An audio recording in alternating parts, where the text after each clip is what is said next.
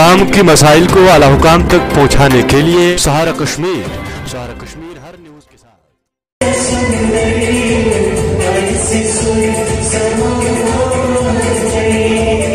7 society of art ethics tradition and heritage की तरफ से गवर्नमेंट डिग्री कॉलेज के मल्टीपर्पज़ हॉल में रुख पर मबनी ट्रेनिंग वर्कशॉप की इख्तितामी तकरीब का इनेकाद किया गया, जिसमें कॉलेज के तलबा के अलावा गांदरबल के कई अहम शख्सियात मौजूद हुए। उन्होंने साथ के इस इख्तितामी प्रोग्राम की काफ़ी सराहना की और उम्मीद जताई कि कश्मीर के सकाफती वरसे के तहफ़्फ़ुज़ के लिए इस तरह की ट्रेनिंग वर्कशॉप का इनेकाद किया जाए और साथ ही ministry of culture government of India का भी शुक्रिया अदा किया, जिन्होंने इस वर्कशॉप के मुनक़द करने के लिए माली मावनत की। सहारा कश्मीर के लिए डार मोहम्मद रफीक की ये रिपोर्ट।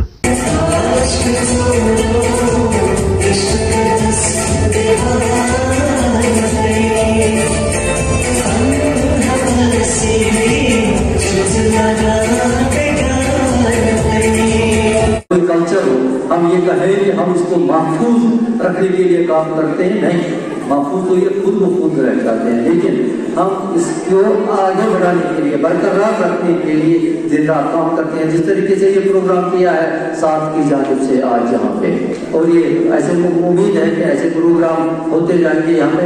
और होती है क्या जिज्ञासा तुम पेश करूँ तुम करूँ असल पे जबान अगर कौशिक जबान मज कह चीज पेश करूँ सही बात असल पे समझ।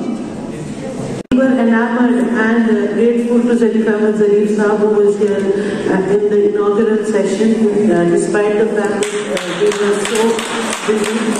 And I hope that Society of Art, Aesthetics, Tradition and Heritage will invite him again.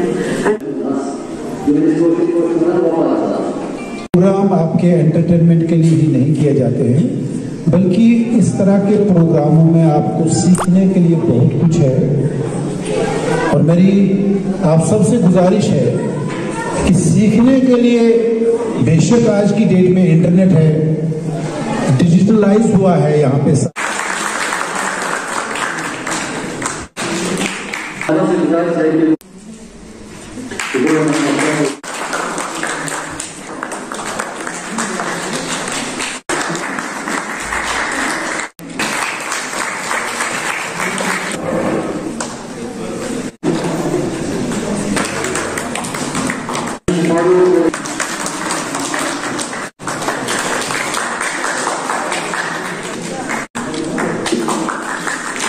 जी। ये 10 दिन का प्रोग्राम था, आज इसका कंक्लूडिंग डे था।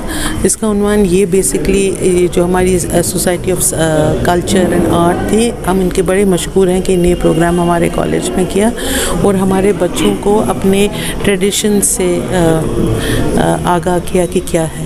पहले दिन ज़रीफ़ अहमद ज़रीफ़ साहब का एक बड़ा ही इंटरेस्टिंग और पॉपुलर बड़ा अच्छा सेशन उनका चला, जहां उन्होंने हमको बताया कि हमको अपने कल्चर का कितना ख्याल रखना चाहिए और कितना रिच है हमारा कल्चर।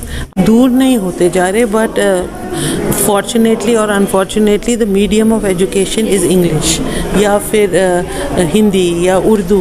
तो उसमें क्या है, और आजकल हमारे बच्चे बहुत ट्रैवल कर रहे हैं और मतलब इस वजह से हम मतलब when we are outside our homes तो we have to take help of this language. आपको भी पता, आपके बच्चे कहीं पंजाब में पढ़ रहे हैं, दिल्ली में या अब्रॉड पढ़ रहे हैं, तो वहाँ एक इंटरनेशनल या नेशनल लैंग्वेज जानना बहुत ज़रूरी होता है, क्योंकि आजकल ये दुनिया जो है एक globe has become a village, उस वजह से फॉर अडेप्टेबिलिटी। मगर घरों में we need to be proud of our culture and it has been revived. I think past 1 decade there has been a change.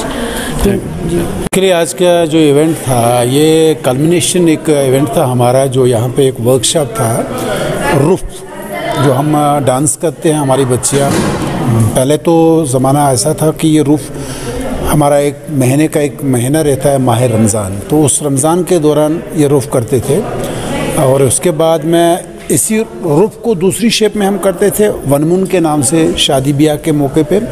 लेकिन हालात ने कुछ ऐसी करवट ली थी कि हमारी बच्चियाँ या हमारी मतलब जो नई पौधे या हम उनको यूथ कह सकते हैं, वो इन चीज़ों से बहुत दूर हो चुके थे। और अपने ट्रेडिशंस के नज़दीक लाने के लिए, अपने कल्चर को समझाने के लिए और ख़ासकर अपनी जो हमारी मदर टंग है उसको मतलब इन बच्चों में लाने के लिए यहाँ पे जो ये प्रोग्राम था, ये साथ ने यहाँ पे ऑर्गेनाइज़ किया था in collaboration with government degree college Ganderbal.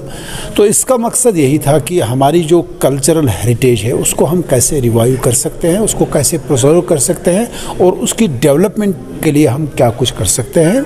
और इस प्रोग्राम में हमने जब ये शुरू किया था तो यही बच्चियाँ जिनको आज आपने देखा यहाँ पे बहुत शर्माती थी, हालांकि उनको अपने कल्चर के तई बहुत ज़्यादा दिलचस्पी थी, लेकिन शायद वो प्लेटफार्म उनको मुहैया नहीं था, एक मतलब पर्टिकुलर प्लेटफार्म जो उनको मिलना चाहिए था।